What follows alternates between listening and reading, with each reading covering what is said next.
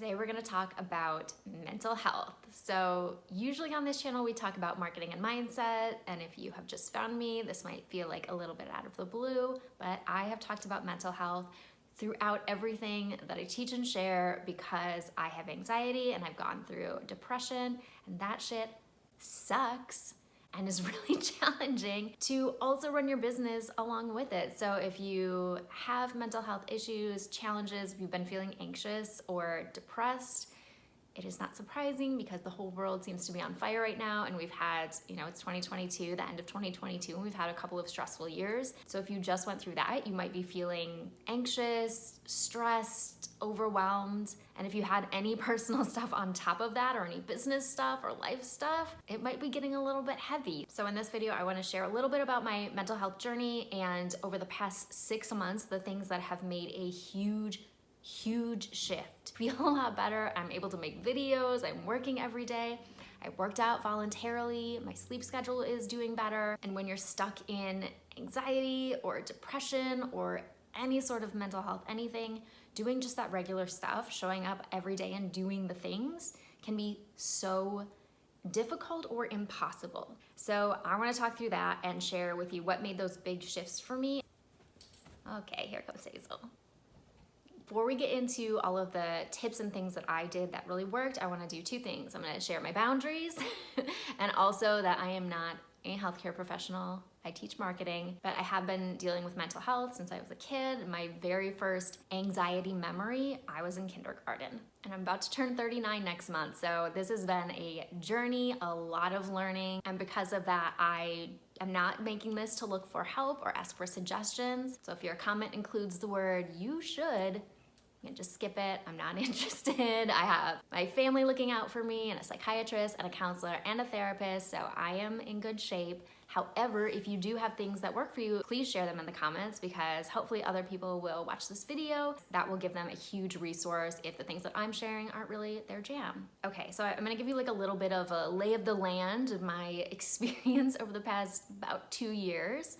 And then share the things that really made big shifts. And then I have a whole bunch of habits that I'm gonna put into a second video of like little things. So I have like my list of habits, and if I do all of those habits, they really do make a difference in how I feel day to day. The last couple of years of personal stuff going on, and then also pandemic and the world just seemingly on fire, I keep coming up with this is how I have felt pretty much all of 2022. So 2022 was kind of like the culmination of all that stuff, all of that garbage and depression and anxiety stacking up until it crushed me, quite literally. Past 3 months have been some of my worst mental health months in my entire life. And like I said, I've got almost 40 years of experience dealing with this stuff, and it was bad. It was bad. I had enough panic attacks to scare myself. Looking back, it's literally been a month since I felt like that, and I have had zero anxiety for the majority of this month. I had little anxiety right at the beginning and then zero. And that's part of the reason that I'm sharing this, because I know that there are some of you who are in it, you're in that hole, you feel like you're drowning, and I'm sharing this just in case somebody finds this video and they're feeling the exact same way. I felt like I was floating on top of drowning. That's what it felt like for months. Like at any moment, anything could trigger me and I would just sink into it.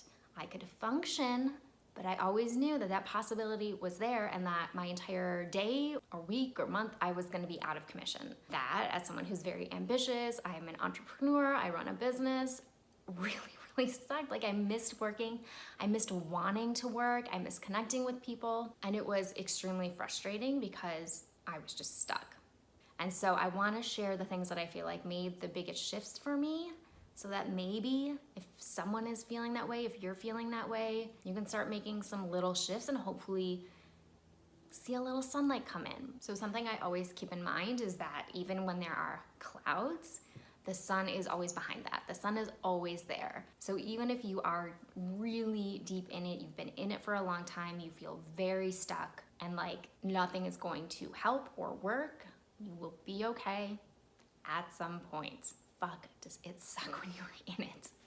Okay, let's talk stuff. Let's talk shifts. Okay, so number one, I told the people in my life, not just that I wasn't feeling great, not just that I was having a lot of anxiety or things were going wrong. I had to say, I've been having panic attacks.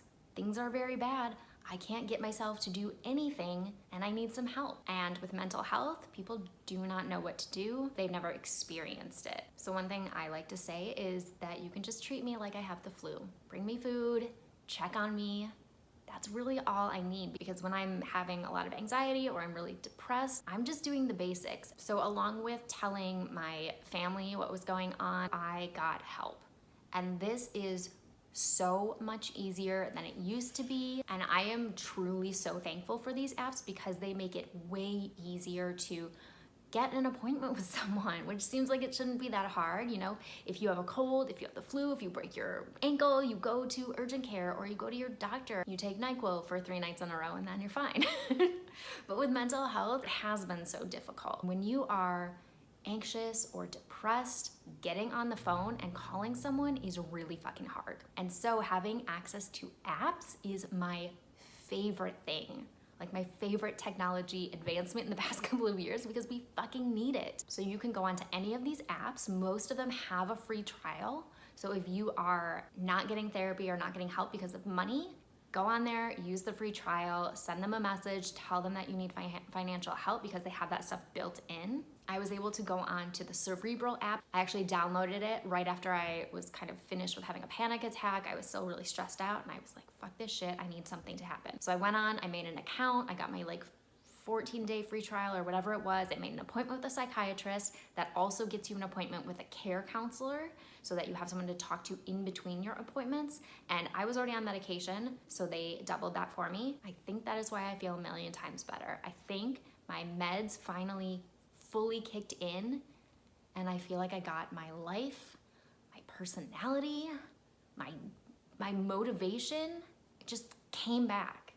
And I know that sounds like crazy, and I know a lot of people don't like taking meds, but sometimes they fucking work. Sometimes you just can't sleep it off or meditate it away or go to therapy. Sometimes you just need the right chemicals flowing through your body. So if that's you, Cerebral has been a really, really just easy, stress relieving way to get help fast. And I was able to get that appointment and get my meds fixed within like a week. And I also use BetterHelp for therapy. They do have therapy inside of Cerebral, but I just happen to have a therapist in BetterHelp that I really like. Those apps make it so much easier. I'm like, it makes me so happy that we can have access to mental health care. And here's the thing, you do not need to have a diagnosis. You can get a diagnosis if you feel like you need that in Cerebral. But if you are just having a hard fucking time because the world is on fire or, you know, something in your life is blowing up, you can go on these apps and get help really fast.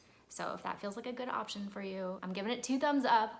I really found it helpful and I'm still using both of those apps. So the other thing that happened over the past couple of years is that my relationship exploded. So I'm in my late 30s, I'm single again. I moved into a new apartment, and while I'm feeling really settled, I don't know what the fuck I want. What the fuck do I want? What do I do? Who am I? I had like a really big identity crisis. And so one of the things that helped, which is very random, is Pinterest. Part of it is because if you've watched my other videos, I was getting a little annoyed with Instagram. It was also feeling like just constant in my face nonstop information and people dancing and singing, and I needed to slow down. And so I went on Pinterest, I made a brand new profile, personal profiles, not connected to anything, I'm not following anybody, and just started pinning whatever I could feel a little spark coming through my sternum, and I would be like, ooh, and then I would pin it.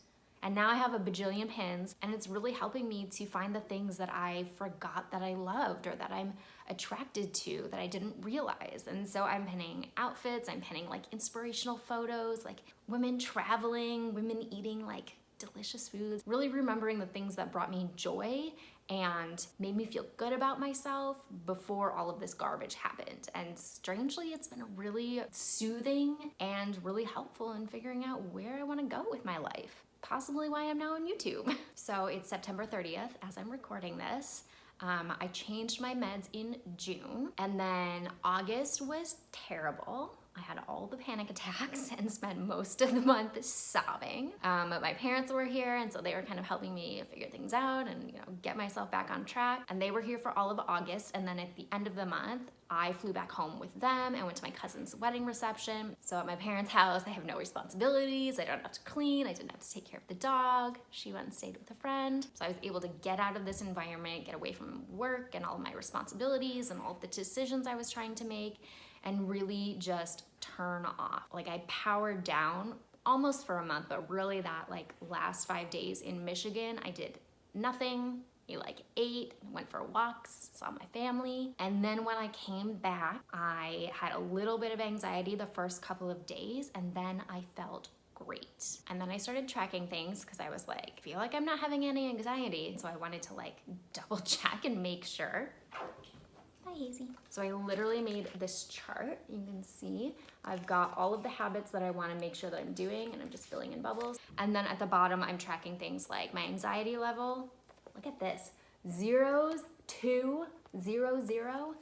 It's been 0 all month, 30 days, 0 anxiety. Something has worked. I don't know exactly what it is, because mental health is fun like that. It's not like you just take a pill and then, oh, that fixed everything. No, you have to do 500 different things. But I think those were the things that really made the biggest shifts. And then all of my little habits, which I'm gonna talk about this and show you more of this chart, really helps to keep my like energy going. And when I have a little bit of energy, I'm more able to do things. And being productive is really not important to me, but it lights me up. Like, I love getting shit done. And so if I'm able to do all of those little habits, they stack up to really help support me, so that when I have to do the big stuff, I have a little bit more control over my mental health and how I react to things, and it just makes life a little bit easier. So like I said, I'm gonna do a second video with all of the like little habits that I use to kind of keep myself going every day. But the big things, talking to people, family, friends, whoever will listen. If nobody's gonna listen,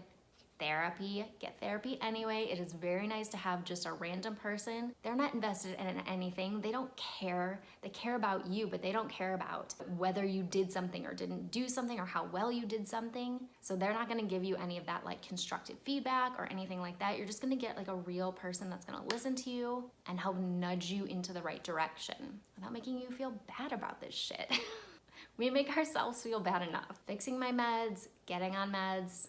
I love my meds. They make living my life and doing the things that I want to do possible. And then finding some way to give myself inspiration or a vision for what my future could be, what I wanted it to be. And then getting out of my apartment, getting out of California, doing something different. This could be staying a night at a friend's. This could be swapping apartments with your friend. Maybe they're having a shit time too, and you just swap apartments and now you're in a different environment without all of your responsibilities and everything right in your face. Especially I work from home and I'm in a 1-bedroom apartment. That's not great for your mental health if you're staying here all the time, which I do.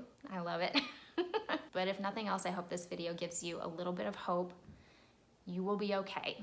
This stuff sucks. It takes way too long to get out of it, get over it, get through it, and it's fucking hard to keep going, but you can do it.